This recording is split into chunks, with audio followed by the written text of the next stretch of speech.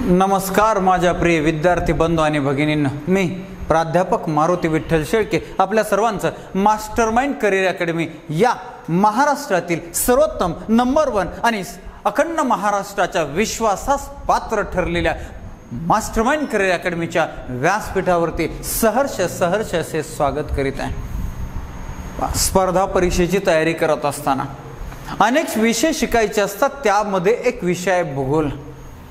मग या भूगोलामध्ये तुम्हाला खगोलशास्त्र शिकावं लागतं। भूगोलामध्ये महाराष्ट्राचा भूगोल, भारताचा भूगोल, जगाचा भूगोल शिकावा लागतो।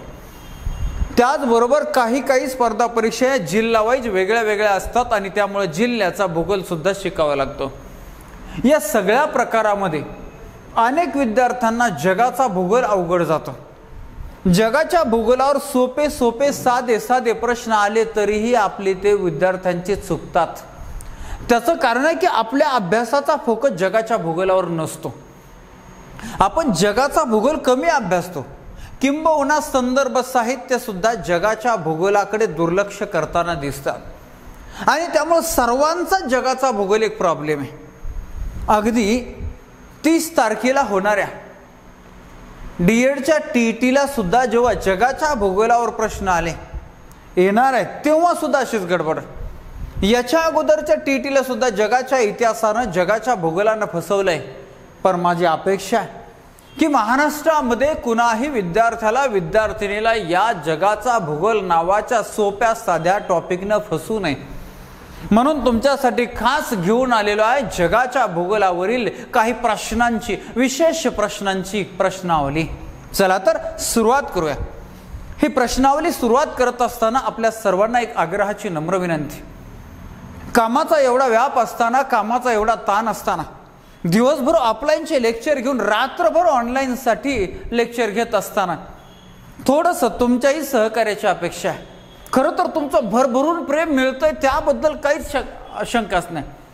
तुमच्या लाईक आणि कमेंट्सच्या रिप्लायमुळे तर गेल्या 90 दिवसापासून, 80 ते 90 दिवसापासून 24 तास काम करण्याची एनर्जी मिळते। तुमच्या शुभेच्छा, तुमच्या कमेंट्स लढण्यासाठी प्रचंड बळ देतात, त्याबद्दल तुमच्या मनापासून आभार आहे। अजून थोडीशी जबाबदारी, अजून थोडीशी, माझं काम आहे 100% करणार आहे, अजून थोडंसं काय तर आपल्या चॅनलला जास्तीत जास्त लोकांना सबस्क्राईब करण्यासाठी आग्रह करा। सर्वांनी सबस्क्राईब करावा। चला तर पाहूया प्रश्न क्रमांक 1 काय आहे। प्रश्न क्रमांक 1, पृथ्वीच्या अंतरंगाचा टिंब भाग प्रावरणाने व्यापला आहे। पृथ्वीच्या अंतरंगाचे प्रमुख 3 भाग आहेत, त्यामध्ये सर्वात वरचा भूकवच, 2 नंबर प्रावरण आणि 3 नंबरचा गाभा। मग यामध्ये प्रावरणाने अंतरंगाचा किती टक्के भाग व्यापलेला आहे? 80%, 80% भाग व्यापला आहे, म्हणजे सर्वात मोठा। आपल्या सर्वात वरती जो आहे तो भूकवच, सरासरी 30 किलोमीटरचा विस्तार। यानंतर प्रावरणाचा जो विस्तार आहे तो आहे 2870 किलोमीटरचा विस्तार आणि त्यानंतर गाभा जो आहे तो 3471 किलोमीटरचा विस्तार। गाभ्याचा विस्तार जरी 3471 किलोमीटरचा असला तरी गाभा आतमध्ये गेल्यानंतर तो लहान होतोय ना, त्याचा राऊंड छोटा आहे, बरोबर। असो तर पृथ्वीच्या अंतरंगाचा प्रावरणाने सर्वात मोठा भाग व्यापलाय 80%, 19% गाभ्याने आणि 1% पृथ्वीच्या भूकवचाने व्यापलेला आहे, विसरायचं नाही। चला पहिल्या क्रमांकाचा प्रश्न सोडवल्यानंतर दुसऱ्या क्रमांकाचा, वातावरणाचा तपांबर या थरात, वातावरणाची जे थर आहेत त्यामध्ये सर्वप्रथम पहिल्या क्रमांकाचा तपांबर आहे। या तपांबर थरात एकूण ओझोन पैकी किती टक्के ओझोन आहे? गंमत बघा, ओझोनचा थर प्रामुख्याने स्थितांबर थरामध्ये, स्थितांबर थराच्या खालच्या भागामध्ये सुमारे 16 ते 40 किलोमीटर मध्ये ओझोनच्या थराचा विस्तार आहे, ओझोनचा थर आहे, पण तो किती आहे? 90%, 90%। मग उरलेला 10% कुठे आहे? उरलेला 10% आपल्या या तपांबर थरामध्ये। फसवा प्रश्न आहे, फसवा प्रश्न आहे। दोन्ही प्रश्न अत्यंत महत्वाचे आहेत। चला पुढच्या क्रमांकाचा, 2011च्या लोकसंख्येनुसार जगामध्ये भारताचा दुसरा क्रमांक लागतो। लोकसंख्येच्या दृष्टीने चीन नंतर आपल्या भारताचा दुसरा क्रमांक लागतो हे सांगायची गरज नाही। किंबहुना मी म्हणतो 2021 साली नाही आपला 1 नंबर या, आपली प्रगती लय जोरात, कुठं नाही तर ही तर प्रगती आपली जोरात आहे. बर, मग प्रश्न काय, दुसरा क्रमांक भारताचा येतोय, तिसरा व चौथा क्रमांकाचे देश कोणते असा प्रश्न आहे. तिसऱ्या क्रमांकाचा आणि चौथ्या क्रमांकाचा USA, तिसऱ्या क्रमांकाचा इंडोनेशिया, चौथ्या क्रमांकाचा चीनची लोकसंख्या, आपली लोकसंख्या किती आता 121 कोटी 1,93,422, 121 कोटी. बर, चीनची 1 नंबरला 134 कोटीच्या सुमारे, 121 2 नंबरला, 30 कोटी सुमारे USA ची, 30 कोटी, 23 कोटी इंडोनेशियाची, 23 कोटी इंडोनेशियाची. अशा रीतीनं तिसऱ्या क्रमांकाचा USA, चौथ्या क्रमांकाचा इंडोनेशिया, 5व्या क्रमांकाला ब्राझील आहे, 6व्या क्रमांकाला पाकिस्तान आहे, 7व्या क्रमांकाला बांगलादेश आहे, त्याच्यानंतर नायजेरिया, जपान, रशिया असे देश आहे. पुढे आपल्याला हे पहिले 4 तर माहिती असू द्या. चला पुढे, जागतिक महासागर दिन कधी असतो? जागतिक महासागर दिन 8 जून रोजी असतो. ओके, चला, तुम्हाला सगळ्यांना माहिती आहे की आपल्या पृथ्वीवर एकूण 5 महासागर आहेत. त्यामध्ये सर्वात मोठा पॅसिफिक महासागर आहे, प्रशांत महासागर आहे, क्षेत्रफळाच्या दृष्टीने सर्वात मोठा आहे आणि तो त्रिकोणी आकाराचा आहे. जगातील सर्वात मोठी मरियाना नावाची जी गर्त आहे, ती मरियाना नावाची गर्त आहे पॅसिफिक महासागरामध्ये. 2 नंबरला क्षेत्रफळाच्या दृष्टीने अटलांटिक महासागर आहे, ज्याचा आकार इंग्रजी S प्रमाणे आहे किंवा 8 प्रमाणे. याच अटलांटिक महासागराच्या उत्तरेकडील भागामध्ये बर्मुडा ट्रँगल नावाचं प्रसिद्ध ठिकाण आहे. 3ऱ्या क्रमांकाचा क्षेत्रफळाच्या दृष्टीनेचा महासागर आहे हिंदी महासागर, देशावरून नाव पडलेला एकमेव महासागर हिंदी महासागर, इंडियन ओशियन, आणि तो देश आहे भारत. भारतावरून नाव पडले, हिंदुस्थानवरून नाव पडले. या हिंदुस्थानवरून नाव पडलेल्या हिंदी महासागराचा आकार कसा आहे तर तो इंग्रजी M प्रमाणे आकार आहे, इंग्रजी M प्रमाणे. 4थ्या क्रमांकाचा महासागर दक्षिण महासागर, अंटार्क्टिक महासागर, आणि 5व्या क्रमांकाचा क्षेत्रफळाच्या दृष्टीने सर्वात छोटा आर्क्टिक महासागर तो उत्तरेकडे. असे 5 महासागर आहेत. त्यामध्ये महासागर दिन इथं 8 जूनला. पुढे जायचं आपल्याला, जगाच्या भूगोलामध्ये 5व्या क्रमांकाचा प्रश्न नेहमी येणारा प्रश्न आहे, अतिशय सोपा प्रश्न आहे, पण नेहमी येतो म्हणून आपलीही एम्बरिंग व्हायला पाहिजे. आंतरराष्ट्रीय वाररेषा टिंबटिंब आहे, 180 अंश रेखावृत्त आंतरराष्ट्रीय वाररेषा. 6व्या क्रमांकाचा रॉकी पर्वत कोणत्या खंडात आहे? तुम्हाला सगळ्यांना माहिती आहे आपल्या पृथ्वी तलावर 7 भूखंड आहेत, 7. मग क्षेत्रफळाच्या दृष्टीने 1 नंबरचा भूखंड आशिया, 2 नंबरला आफ्रिका, 3 नंबरला उत्तर अमेरिका, 4 नंबरला दक्षिण अमेरिका, 5 नंबरला अंटार्क्टिका, 6 नंबरला युरोप आणि 7 नंबरला ऑस्ट्रेलिया. अशा रीतीने हे 7 खंड आहेत. लोकसंख्येच्या दृष्टीने हिशोब केला तर 1 नंबरला आशिया आहे, 2 नंबरला आफ्रिका, 3 नंबरला युरोप आहे, 4 नंबरला उत्तर अमेरिका, 5 नंबरला दक्षिण अमेरिका, म्हणजे मध्येच युरोप खंड शिरलाय. सर्वात छोट्या लोकसंख्येच्या दृष्टीने सर्वात शेवटी असणारे अंटार्क्टिका खंड जनशून्य खंड म्हणतात. अशा रीतीने 7 खंड. या 7 खंडापैकी रॉकी पर्वत कोणत्या खंडामध्ये असा प्रश्न आहे? उत्तर अमेरिकेमध्ये हा रॉकी पर्वत आहे. 7व्या क्रमांकाचा प्रश्न आहे, आशिया खंडातील क्षेत्रफळाने सर्वात मोठा देश. आपला खंड आशिया खंड. या आशिया खंडामध्ये क्षेत्रफळाच्या दृष्टीने सर्वात मोठा, आशिया खंड सोडा, जगात क्षेत्रफळाच्या दृष्टीने सर्वात मोठा देश 1 नंबरला रशिया, कॅनडा, चीन, रशिया. रशिया त्याचं उत्तर, कॅनडा, चीन, मग अमेरिका. अशा रीतीनं हे क्रम आहेत. तर रशिया झाला. याच्यानंतर हजारो भाषांची भूमी कोणत्या खंडाला म्हणतात? आफ्रिका खंडाला हजारो भाषांची भूमी म्हणतात, आफ्रिका खंड. 9वा प्रश्न पाहूया आपण. आशिया खंड व अमेरिका खंड यांच्या दरम्यान कोणती सामुद्रधुनी आहे? तर आशिया खंड आणि अमेरिका खंड यांच्या दरम्यान बेरिंगची सामुद्रधुनी आहे. नेहमी येणारा हा एक जागतिक भूगोलाचा प्रश्न आहे. पनामा कालवा कोणत्या 2 भागांना जोडतो? हा पुढचा प्रश्न. पनामा कालवा अटलांटिक व पॅसिफिक महासागराला जोडण्याचं काम करतो. याच्यानंतर पुढे आशिया खंडाने एकूण भूभागाचा किती टक्के भाग व्यापलेला आहे? आशिया खंडाने काही पुस्तकांमध्ये 39 आहे, मात्र उत्तर 33% बरोबर आहे, 33%. आशिया खंडानं एकूण पृथ्वीचा, एकूण भूभागाचा जो एकूण भूभागाचा, एकूण जमिनीचा 33% भाग व्यापलेला क्षेत्रफळाच्या दृष्टीनं सर्वात मोठा खंड आहे आशिया खंड. रबर निर्यातीत सर्वात अग्रेसर देश कोणता? रबर निर्यातीमध्ये आपल्याकडे भारतामध्ये केरळ 1 नंबर आहे, पण देश विचारलाय थायलंड. 13व्या क्रमांकाचा प्रश्न पाहू. सुंदागर्ता टिंबटिंब या महासागरामध्ये नेहमी येणारा हा सुद्धा प्रश्न आहे. जशी मरियाना गर्ता पॅसिफिक महासागरामध्ये तशी सुंदागर्ता हिंदी महासागरामध्ये. यानंतर 14व्या क्रमांक ब्राझीलमध्ये कॉफीच्या मळ्यांना काय म्हणतात? आपल्याकडे कर्नाटक राज्य कॉफीच्या उत्पादनामध्ये 1 नंबर आहे, चहाच्या उत्पादनामध्ये आसाम 1 नंबर आहे. तर इथं ब्राझीलमध्ये कॉफीच्या मळ्यांना भजेंदा असं म्हणतात. फजेंदा. जगातील सर्वात लांब नाईल नदी कोणत्या खंडात आहे? जगातील सर्वात लांब नदी जी आहे ती नाईल नदी आहे. ही नाईल नदी आफ्रिका खंडामध्ये आहे. बर, याच्यानंतर पुढे पश्चिम बंगालचे दुःखाश्रू कोणत्या नदीला म्हणतात? पश्चिम बंगालचे दुःखाश्रू झारखंड राज्यामध्ये उगम पावणारी आणि तिचं नाव काय? तर ती भोगळी या गंगा नदीच्या वितरिकेला पश्चिम बंगालमध्ये येऊन मिळणाऱ्या उपनदीचं नाव आहे दामोदर नदी. 17व्या क्रमांकाचा प्रश्न आहे. जगातील सर्वात मोठे क्षेत्रफळानुसार पाण्याच्या क्षमताने जगातील सर्वात मोठे क्षेत्रफळानुसार गोड्या पाण्याचे सरोवर आहे मिशिगन सरोवर. 18व्या क्रमांकाचा प्रश्न. क्षेत्रफळानुसार खंडांचा उतरता क्रम लावा. बघ, क्षेत्रफळानुसार कुठले तरी 4 खंड येतात. क्षेत्रफळानुसार खंडांचा क्रम मी मग अशी 7 खंड सांगितले.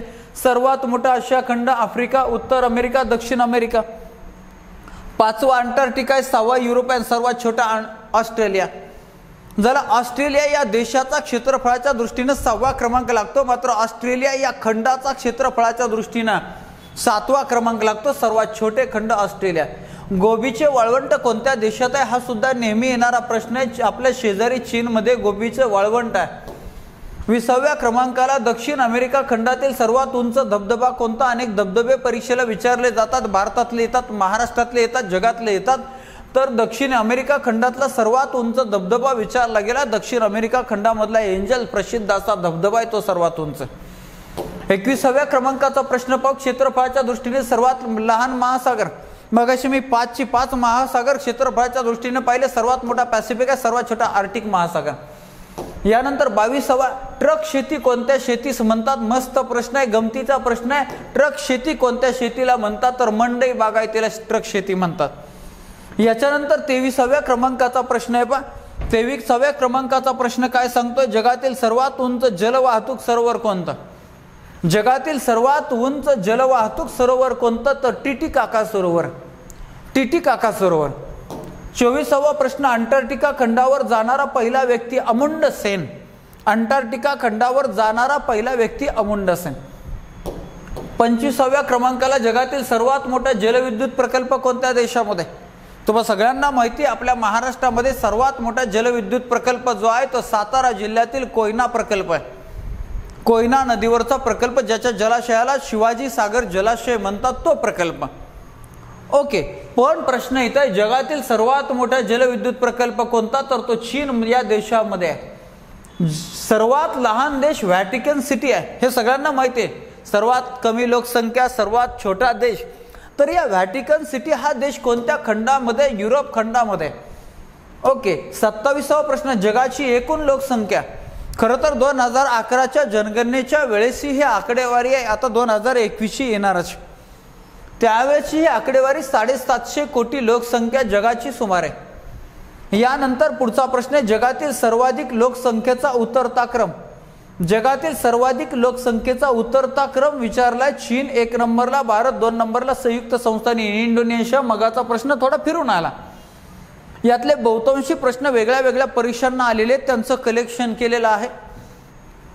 ओके, की जेणेकरून प्रश्नांची मांडणी परीक्षेला कशी येते हे मुलांना समजावे म्हणून आलेले प्रश्न मी टाकलेले आहे. लोकसंख्येनुसार खंडांचा उतरता क्रम लावा, हा सुद्धा प्रश्न नेहमी येणारे. मी मागाशीच तुम्हाला सांगितलंय, आशिया खंड, आफ्रिका खंड, युरोप खंड, उत्तर अमेरिका हे पहिले 4 स्थानी सांगितले. म्हणजे क्षेत्रफळाच्या दृष्टीने युरोपचा 6वा क्रमांक लागतोय, मात्र लोकसंख्येच्या दृष्टीने युरोपचा 3रा क्रमांक लागतोय. 30वा प्रश्न, क्षेत्रफळानुसार ऑस्ट्रेलिया या खंडाचा जगात कितवा क्रमांक लागतो? मगाशीच आपण पाहिलं 7वा क्रमांक। यानंतर 31वा, सिंहली ही खालीलपैकी कोणत्या देशातील लोक जमात वंश आहे? तर ही नेहमी परीक्षेला येणारा प्रश्न आहे, तुम्हाला सगळ्यांना माहिती आहे, आपल्या शेजारचा देश आहे पाचूचे बेट, ज्याला म्हणतात ते श्रीलंका। यानंतर 32व्या क्रमांकाचा, हमास या लष्करी संघटनेचा खालीलपैकी कोणत्या देशाशी संघर्ष सुरू आहे? हमास आत्ता वादाचा मुद्दा आहे, तुम्हाला सगळ्यांना माहिती आहे, हमास म्हणजे इस्रायल बरोबर सुरू असलेला वाद। 32वा प्रश्न पाहिल्यानंतर 33वा प्रश्न आहे, अंदमान व निकोबार द्वीपसमूहामध्ये कोणते सर्वोच्च शिखर वसलेले आहे? म्हणजे अंदमान निकोबार बेट समूह जो आहे त्यामधलं सर्वोच्च शिखर विचारलेलं आहे, तर सर्वोच्च शिखर म्हणजे सॅडल। याच अंदमान निकोबार बेटावरती आपल्या भारताचं एकमेव जिवंत ज्वालामुखीचं उदाहरण म्हणजे बॅरन नावाचं बेट। या अंदमान निकोबार बेट समूहाची राजधानी आहे कोणती? पोर्ट ब्लेअर, ज्या राजधानीची स्थापना लॉर्ड मेयोनं केली। याच लॉर्ड मेयोची हत्या सुद्धा याच राजधानीच्या ठिकाणी पोर्ट ब्लेअर या ठिकाणी एका पठाणानं केली। चला, अंदमान निकोबार। त्याच्यानंतर 34वा प्रश्न, एक सागरी नॉटिकल किंवा एक सागरी मैल म्हणजे किती किलोमीटर? सगळ्यांना माहिती असायला पाहिजे, नेहमी येणारे प्रश्न आहे, 1.85 किलोमीटर। याच्यानंतर 35व्या क्रमांकाचा प्रश्न, हिमा नदीच्या भरण म्हणजे संचयन आणि क्षरण म्हणजे झीज। भरण संचयन कार्यामुळे तयार होणाऱ्या लहान टेकड्याला काय म्हणतात? हिमा नदीच्या भरण कार्यामुळे तयार होणाऱ्या लहान लहान टेकड्यांना काय म्हणतात असा प्रश्न विचारलाय, तर ड्रमलिन। 36व्या क्रमांकाचा प्रश्न, भारतातील कोणत्या शहरात केंद्रीय सागरी संशोधन संस्था कार्यरत आहे? सोपा प्रश्न आहे, भारतातील कोणत्या शहरामध्ये केंद्रीय सागरी संशोधन संस्था आहे? तर पणजीमध्ये, गोव्याची राजधानी पणजी। ओके। यानंतर 37वा प्रश्न पाहूया आपण, पुढीलपैकी कोणते भू आकार वारा क्षरण कार्यामुळे म्हणजे झिजेच्या कार्यामुळे तयार झालेले आहे?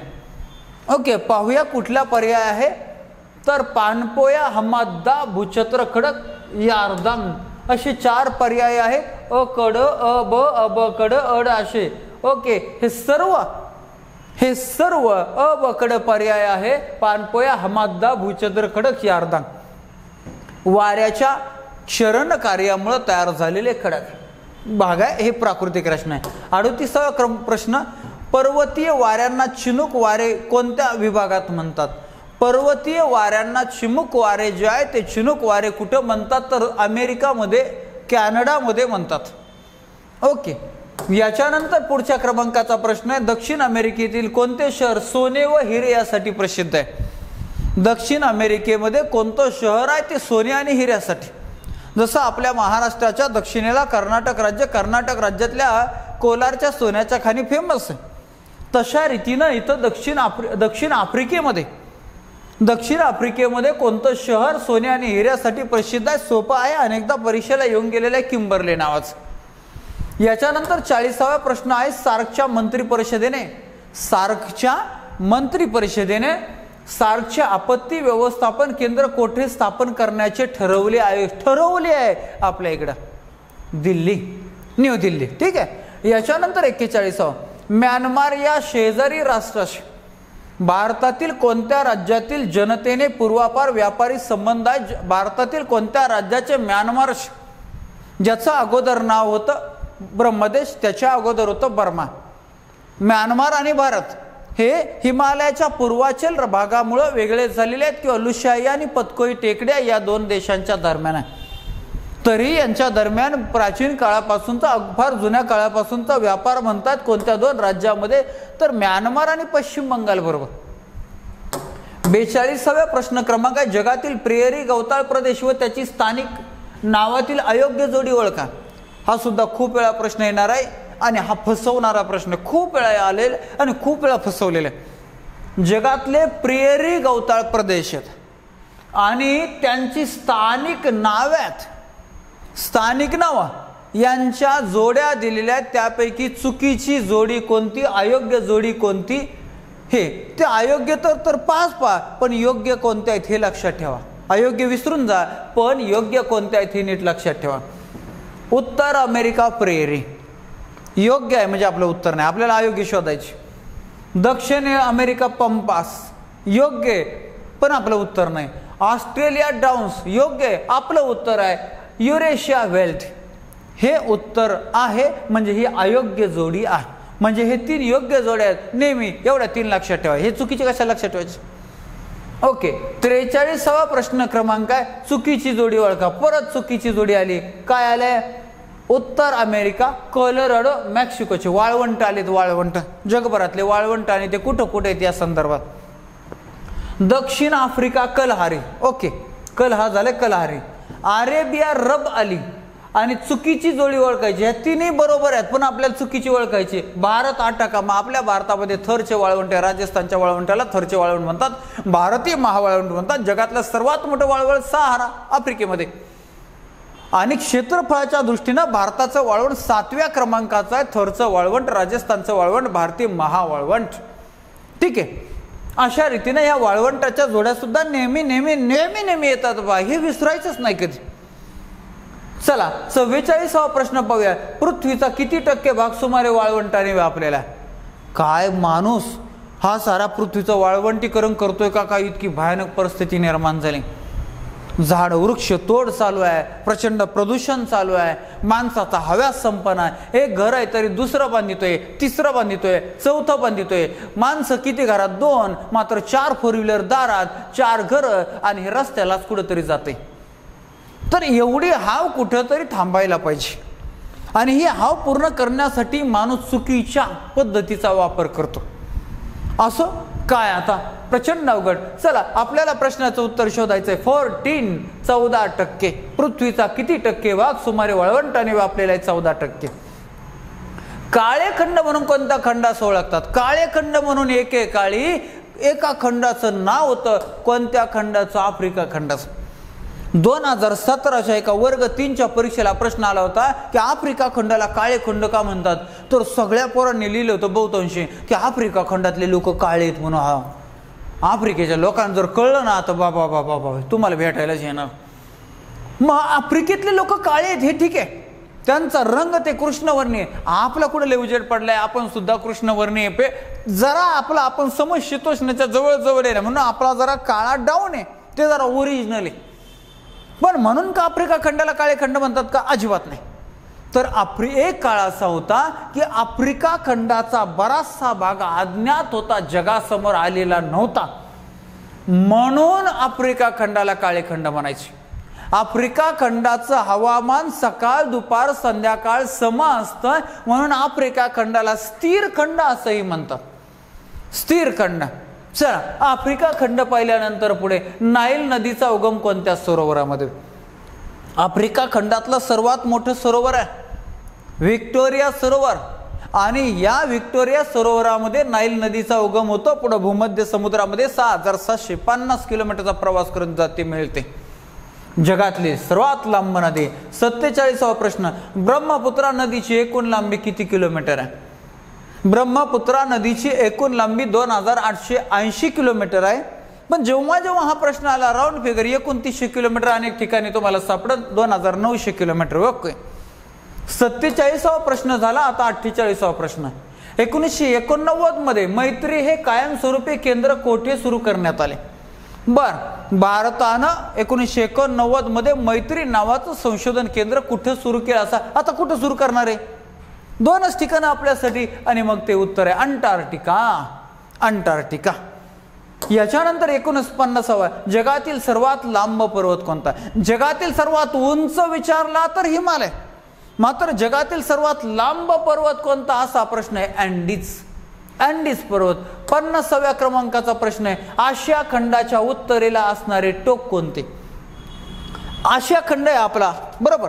या आशिया खंडाच्या उत्तरेला खरं तर आर्टिक महासागर आहे, पण आपल्या आशिया खंडाचं उत्तर टोक कोणतं असं त्यांना विचारायचंय. उत्तर टोक आर्टिक. त्या टोकालाच आर्टिक महासागर तर आहे आणि त्या टोकाला आर्टिक टोक असं म्हणतात. किंवा आशिया खंडाच्या उत्तरेला आर्टिक महासागर आहे, हे पण तुम्ही लक्षात ठेवा. झालं. जगाच्या भूगोलाचे 50 प्रश्न आपले झाले. असे प्रश्न आपण सातत्याने दररोज पाहणार आहोत. जगाचा भूगोल, जगाचा इतिहास, राज्यशास्त्र, भारताचा भूगोल, भारताचा इतिहास, महाराष्ट्राचा भूगोल, महाराष्ट्राचा इतिहास, दररोज 50-50 प्रश्नांची तुमची रिव्हिजन होणार म्हणजे होणार. फक्त याच्यासाठी वेळच्या वेळेला तुम्ही पाहायचं, योग्य पद्धतीने ते स्मरणात ठेवायचं. वेळ असल तर नोट्स काढून घेऊ शकता, अदरवाईज लक्षात तरी परीक्षेपर्यंत ठेवायचं. ठीक आहे, आजच्या या भागामध्ये इथंच थांबूया. पुन्हा भेटू पुढील भागामध्ये. धन्यवाद. Thank you very much.